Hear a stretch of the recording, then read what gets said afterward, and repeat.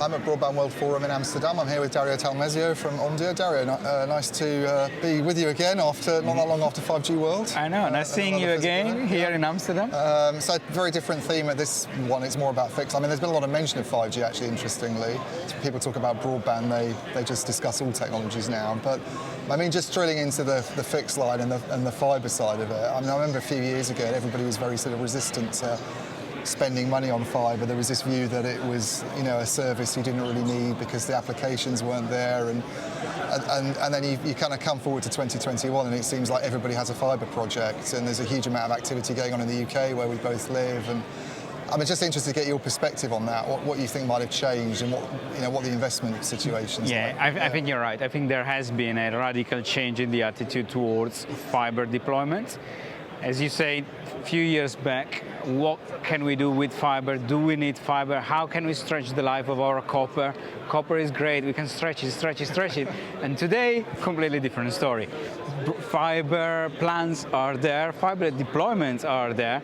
I think there is one single sentence that encapsulates everything that is changing in fibre deployment, which is, it's actually coming from the keynote this morning, was there is a lot of competition within the capital market to find fibre assets. Yep. So it's no longer service providers struggling to find someone to finance them.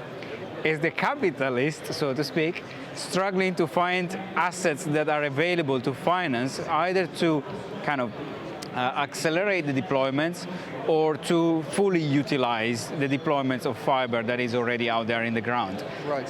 And the other interesting observation is the fact that when did the capital market started to understand this is when they really started to look at fibre as a utility, like a gas, like electricity, which is exactly what service providers tried to avoid for as many years as I can remember. So maybe retrospectively... Well, they were worried they wouldn't be attracted to investors if they were just seen as utilities, but actually there's a class of investors... Little did they know that was the key to everything. Why do you think it is that this sort of rush, I guess, among private equity players, and we see big companies behind CityFibre, for instance, which is one of the big fibre investors in the UK. I think Goldman Sachs is involved in that. But do they just see it as a dependable, stream of revenues, and the fact that it's all fibre means you don't have to worry about it for a long time in the future? Is that what's made the difference? I guess so. I guess it's dependable, it's reliable, it's predictable.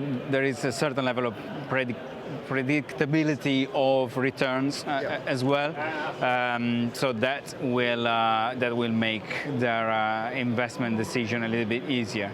We're talking about building roads and bridges and channels. So these are the short-termism that used to be there a few years ago, last decade in telecom market, is moving away, at least from the infrastructure side of it. Yeah.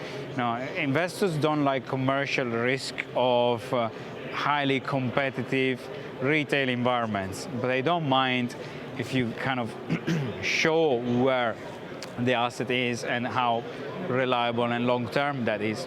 Analogy of copper is there. 100 years of copper, you didn't know what to do with it, and we've been using it ever since. Yeah, but it's a kind of wholesale model that seems to appeal to them. Yeah, it seems to, CityFibre type players rather than getting involved in a retail. And it's a common theme with the tower market, where if you have more than one tenant, you utilize better. Same with the wholesale model. If you have more than one tenant, so to speak, on your fibre pipes, then you utilize it better and the returns are better. Do you think we'll see, people talk about towercos a lot at the moment with companies like Cellnex and Crown Castle is one of the US ones, but do you think there's a sort of move towards setting up fibre cos in Definitely is. There is definitely a move towards fibre co as well. There are quite a few in Europe already. we can only see more of those coming. So you see operators maybe that own fixed line infrastructure doing a similar thing they've done with their towers and separating that into, another vehicle and then raising capital for it. Quite a possibility, almost a certainty in certain markets. Question is, what's next after the tower co and the fiber co? There's not a lot else they can sell. Well, we'll find out. Dario, thanks very much for joining me. Thank you.